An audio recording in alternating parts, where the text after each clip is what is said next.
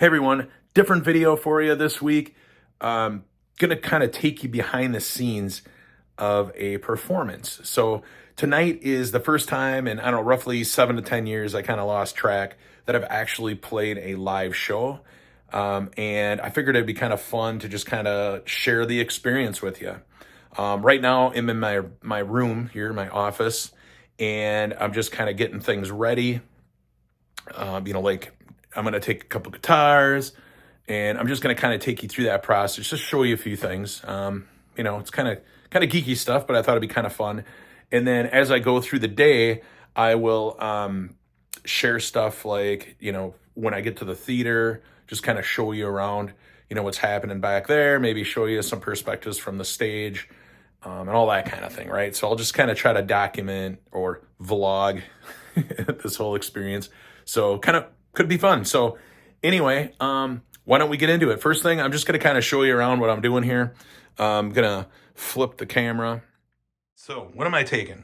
First of all, I'm going to be taking this guitar right here. This is my Taylor. That's like my main axe, right? I use that almost exclusively when I play shows. And yeah, so that's definitely coming with me. I am bringing the guitar that usually is right there. It's a Washburn. It's the one that I used a lot on my first album. Actually, I used exclusively on my first album. So I'm going to bring that one along. A lot of people wonder why you're going to bring two guitars to a show when you really only need one. But I just like to have two because you never know. If a string breaks that maybe I forgot in my guitar case and I got to change it out, but I don't have that string, well, then at least I have another guitar backup or whatever. Who knows? I don't know. It just makes me feel better. And usually when it comes to performing, anything that makes me feel better or more relaxed, I'm going to do it. So just a safe than sorry kind of a measure. So anyway, a couple other things I like to bring. This is for, changing strings if you need to. Batteries, completely underrated. Some people probably wouldn't think that you would need when you're an acoustic performer, but if you don't have a battery in there, you can't plug into the PA, and then you have to go through a mic, which, that's not always the end of the world, but just bring batteries because you could need one. I've had it before where I ran out of juice, right before I was going on a show, and everybody's scrambling around trying to find a freaking 9-volt. So, and you don't find them around like you used to. This here is this is what plugs the sound hole. It's just kind of like a feedback thing. I want to say they call it a pancake, but like I said, I've been out of the loop for a while here, and I'm like, I don't know, forgetting some of the terms. Pack of strings here just in case something breaks, because that does happen. Strings break. And just some extra picks. Over here, I've got my merch, which isn't much. I mean, I just got some CDs. Got these. Actually, people love these. The can koozies, right? So those are usually some of the bigger sellers, believe it or not. And I still see them around out there, which is really cool. Here's my last CD, my FM. And then actually, here's an opened version of my first CD, Never Too Late. So I'll be bringing that stuff. That's all I got. Pretty simple merch. Actually, no shirts or nothing like that. Maybe someday. Bringing an extra mic because, well, I like using my own mics, but they said they're going to have their own mics, and that's cool. But, I'm just bringing one just in case because, I love the way that Sennheiser makes me sound. So, another another thing. This here is one of those handy, you attach it to your mic or to your mic stand, and then I can put my phone right there. And we're going to try that out. I never had these amenities when I used to play, but I saw a lot of people using them in Nashville. I see a lot of people using them all over the place. So tonight I'm going to give it a shot, just to kind of have some notes, maybe have my set list on there. And maybe I'll even get some action shots for you guys, right from the stage. Wouldn't that be exciting? Not taking that. Actually, funny story, my drummer used to give me shit all the time for having that. When I first started playing with him, he's like, dude, not going on stage with you if you have that thing up in front of you tonight, just learn the goddamn words. And he was right, because it actually, once I got rid of that, it forced me to remember the words. And yeah, did I forget some along the way? Certainly, a bunch of times, but honestly, it was the best thing for me. Once I took it out of there and got used to it. So anyway, not taking that. Then we got right here, they said to bring a guitar stand, so I'm going to bring that, see what happens. It's a good one, just kind of a compact one, so it should fit in there. Got my guitars over here. This is where I'm going to be putting my Taylor, and then I already told you about my Washburn is in that case, and that's actually my dad's case, which he's not with us anymore. Rest in peace, Dad. But yeah, so taking Dad's case out on the road tonight. So there you go. That's some of the stuff I'm bringing. Just to give you some insight of all the crap you got to carry. And this is actually like a really minimal amount of stuff to take. Like when I'm putting on a show on my own, usually there's more stuff. Sometimes you got to bring a PA, which is a whole other freaking thing.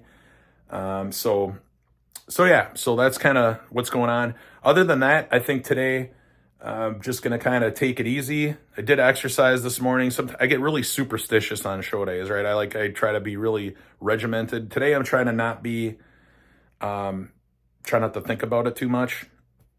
Usually I played enough shows now where it's like, where I just know, once I just get up on stage and I start playing, everything's going to be fine, and things will lock in, and, it's like riding a bike.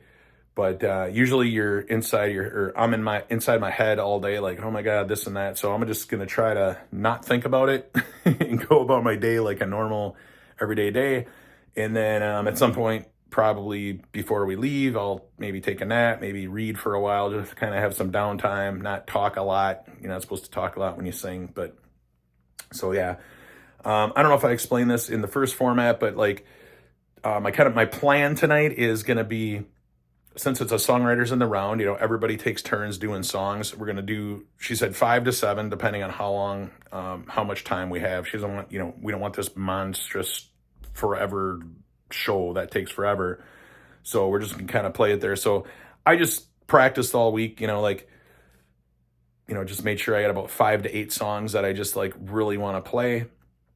And I don't really, unlike other shows, where I can kind of make my set lists, so I can make them so that they ebb and flow and kind of tell a story and, put a whole set together. I'm kind of at the mercy of what everybody else is playing. I don't know what everybody else is going to play. So I'm just going to have the songs that I want to play, that I think are going to go over the best. And then I will just kind of determine what to play after the person before me plays, because I don't want to play a song that's if they just get done playing a super sad song, I don't want to come in and play another sad song, right? Because I want to keep the audience guessing. I want to keep them engaged. That's just kind of the way it is, right? If you start, the whole show will start to sound like a drone, I think, if we're all just playing the same thing for the whole time. So I'm going to kind of try to do that. If they play something upbeat, I'll try to bring it down. If they play something serious, I'll try to play something light. I don't know.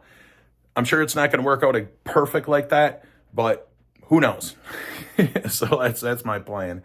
So anyway, I think that's all I want to talk about right now. But yeah, I'll check in later, maybe when we're on the road, and then when we get to the theater in Lanesboro, I'll kind of show you what's going on with that. Right, Lanesboro is such a cool town. I wish I could show you more. I don't know if I'm gonna have time to do all that, because again, I'm gonna start getting into show mode, and you know what I mean. I don't want to be overthinking too many things. But yeah, Lanesboro is awesome. It's gonna be cool. I'll show you behind the scenes at the theater. Maybe we'll go up on stage, and then, like I said, maybe I'll even be able to get some recordings while I'm doing my thing. So anyway, that's that. Stick around, because the next shot should be later today when I'm at the theater. So see you then.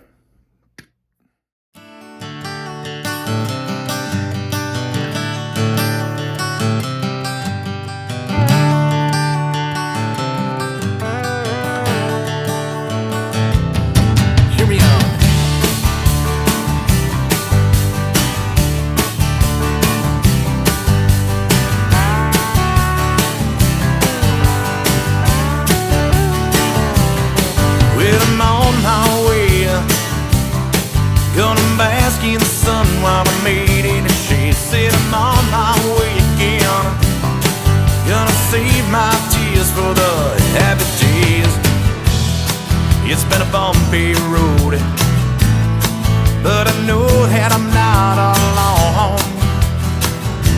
not alone. See, we all have a vices across us to bear, and the demons inside will always be there. But it's just... All right, and here we go. Here is where everything happens. Just met the sound guy. That's Schmitty right there. He is, yeah, he's getting us all worked up. Hooked up, not worked up. But yeah, so look at all the stuff he gets to do. He told me that he wasn't really a sound guy. He just said that he's like a farmer that they hired. I raise garlic. He raises garlic. There you go. All right. So let's go back here. We're missing one. She'll be down soon. She's staying upstairs. So get ready. That's Matt. That is Sarah. She's the one that put all this whole thing together. She went and got grants, and she's the reason why this is all happening. Yeah. Amanda's not here yet. She's right there, and then I'm going to be right there. And I can't remember why you guys put me first. I'm not going to be first, or I'm going to be last? Okay, that's better. Okay, cool. That'll give me a time to mellow out. So, cool. So, yeah. I don't know. I don't even know what to say. But that's what it looks like from up here, kids. There's my wife way in the back corner. She probably doesn't want to be on here. So there you go. Cool. All right. Here's what's going on behind the stage. Nothing. You can see all kinds of old stuff here. Pianos. Just junk laying around.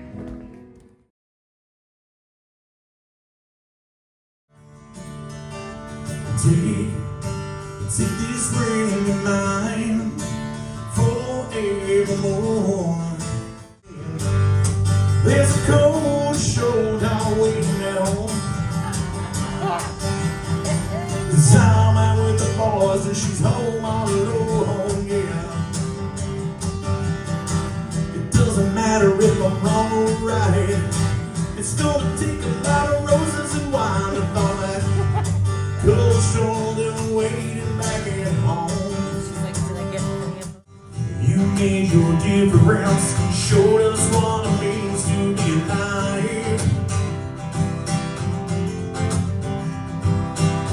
Hugging every moment before they walk on by, yeah.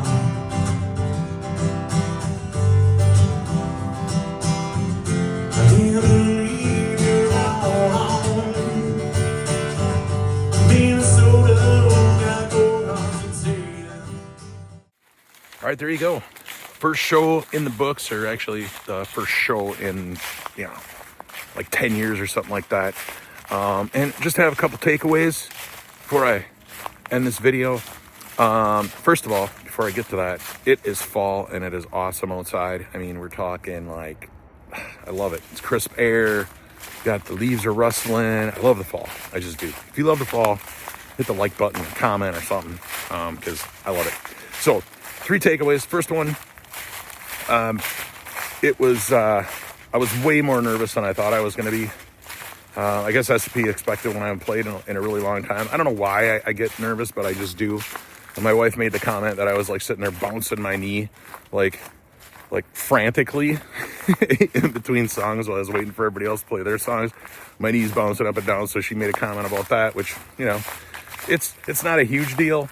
But it does kind of affect my performance because, I can't emote this song properly because I got the nervous energy. So if I need to kind of sink into a song, I can't really do it properly, so that's kind of a bad thing. But you know what? I just got to play more. That's the solution to that. Second takeaway, super cool to hang out with the other artists. It's just fun talking shop and just kind of exchanging notes and all that stuff. And and I forgot to mention them earlier in the video. I know they gave their first names, but I just want to mention them. It's Matthew French, Sarah Peterson, and Amanda Grace, all of which have music, pretty much any platform out there. Go check them out. You might like their stuff. It might be your thing, and we can all use the fans and the listeners, all the fans and listeners that we can get. So go check them out. And my last takeaway is kind of about this video. I thought I'd get more behind the scenes stuff at the theater, but I don't know. Once I got in front of other people, it kind of feels stupid. you know, I got other people listening to me and they're all like present in the room, and I don't know, that was another thing that I kind of have to overcome, but that's fine. You know what? That's why you got to just do this stuff, man. You gotta just do it, and eventually it'll get easier. So there you go. First show in the books, Lanesboro. It was awesome. It was a great time. If you were there, you made the trip and you put down your hard-earned money to pay for a ticket, thank you so much. It's just a huge help, and it was a better turnout than we expected, so that was fun. So yeah, it was great. So yeah, so that's it for this video, but stick around because I'm always going to link to another video right after this. So watch that, and yeah, we'll see you over there.